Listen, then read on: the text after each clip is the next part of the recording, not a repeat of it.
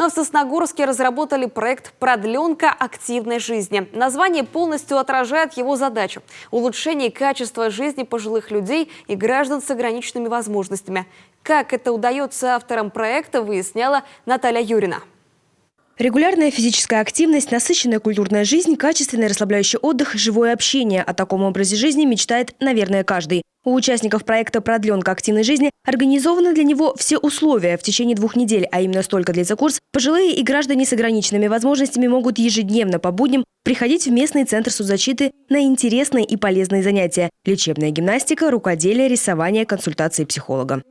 Наши инструменты и капаем на нашу будущую картинку.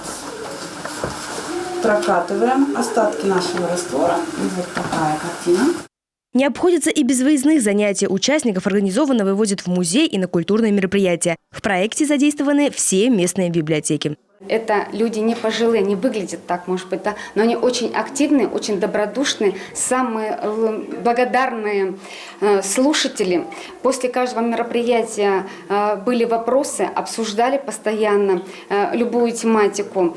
И с благодарностью слушали и просили, чтобы мы их приглашали еще. Были такие варианты, что даже несколько бабушек приходила к нам несколько раз на одно и то же мероприятие. И еще возмущались, что мероприятие, вы в прошлый раз этого не говорили. Мы очень часто выезжаем на экскурсии в соседний район, где гуляем по набережным, по паркам города Ухта.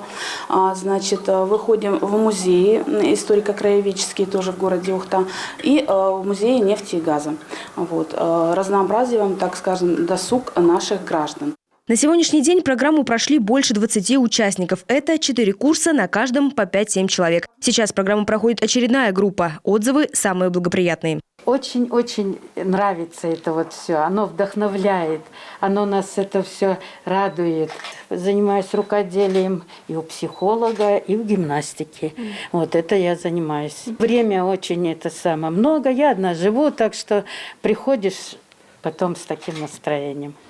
Мы пришли сюда, как говорится, чтобы успокаивать нервную систему. И нам очень удается. Нам понравилось рисовать на песке, слушать музыку волн, допустим, представлять, что мы находимся на пляже.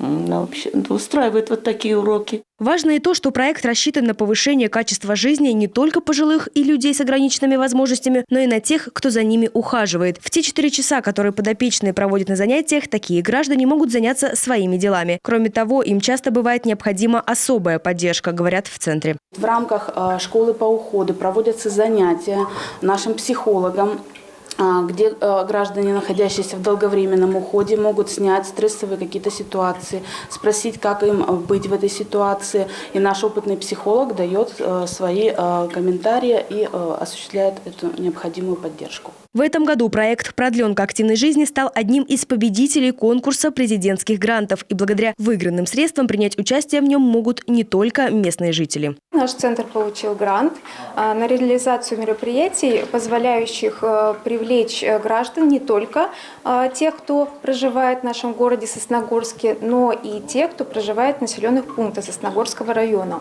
Это возможно благодаря тому, что мы включили затраты на проживание в гостинице граждан и проезд из населенных пунктов.